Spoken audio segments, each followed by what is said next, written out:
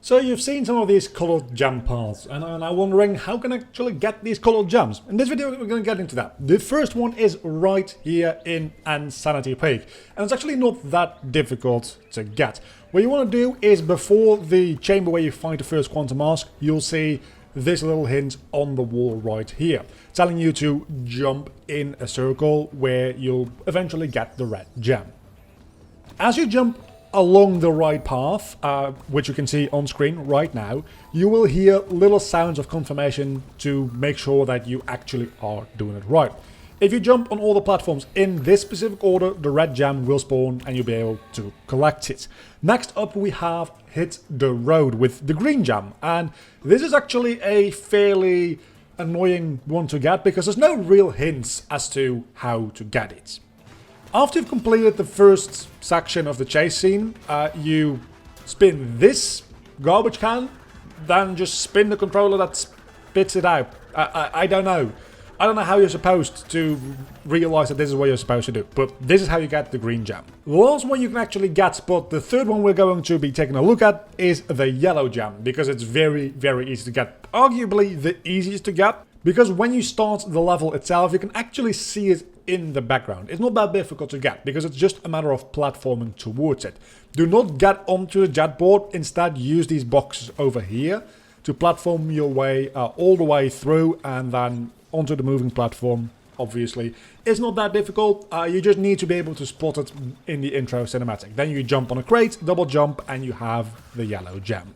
The last one is in Dragon On, and the way you get this one is infuriating. It's definitely the most difficult gem in this game, and potentially in any Crash game. You need to complete the level without breaking any boxes. The rest of this video is going to be a live commentary playthrough of how I do that, and it's not going to be that easy. It took me about an hour and a half to get through this. Some of the boxes are really easy to just not spin. There are some really tricky ones in here though. And something that you should realize when doing this is we're coming up on the first checkpoint here.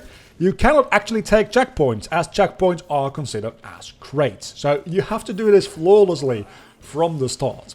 So, as we've gone so far, this is not too difficult. This is the first little trick. You need to use your spin to go over the railing thing to the right of those boxes, because obviously if you land on those boxes, you're going to collect them. And then we have a little bit of a breather, but this coming up is actually the most difficult part. Because what you want to do here, activate, then jump twice to the max height and deactivate as you go down before you actually hit the boxes. It's tricky in timing, it takes a lot of practice. I would recommend just practicing through those checkpoints for like at least a couple of times until you can somewhat consistently get it. I didn't do that, and that is mostly the reason that it took me about an hour and a half to 2 hours to get this entire thing right, because I wanted to do from the start to the finish. Anyway, this, you want to go all the way hugging the back wall, and before you even reach the floor, you want to turn back into normal crash, because otherwise you'll crash those boxes. Another thing that you'll oftentimes see is turning back from dark matter crash into normal crash before hitting the ground, because again, you'll kill some boxes. Another little trick that you might have seen me use a little bit ago, we'll be using that again in a little bit here, is actually jumping as normal crash into danger zones and then turning into dark matter crash, because if you turned into dark matter crash while standing on the platform, you'd accidentally break some boxes, which obviously you don't want to do.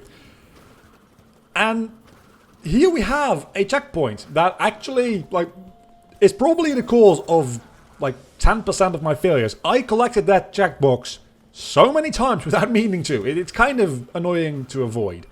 So mostly just look at the screen is what I'm telling you. I'm just doing the commentary here in case you need a little bit of extra push to what to do. But mostly things should be fairly straightforward. It just takes a lot of practice to do. As you can see right here, because obviously I wasn't doing very well here at all. Matter of fact, that's probably the worst. Okay, so here you can see it again. I jump first, then turn into dark matter spin, and then do the double jump. Because if I were to jump at the start, or dark matter at the start and then jump, I would destroy the crates next to me, which is obviously something you don't want to do. So that is the blue gem, definitely the most difficult one out of the bunch, and maybe out of this series so far, honestly. Maybe I just haven't gotten used to collecting it though. And thank you so much for watching this video. If you have enjoyed it, do not forget to leave a like and subscribe to my channel for more Crash Bandicoot content. You can check out my review or my entire Let's Play of this game or whatever else it is I upload. I'll see you all back in the next video. Bye.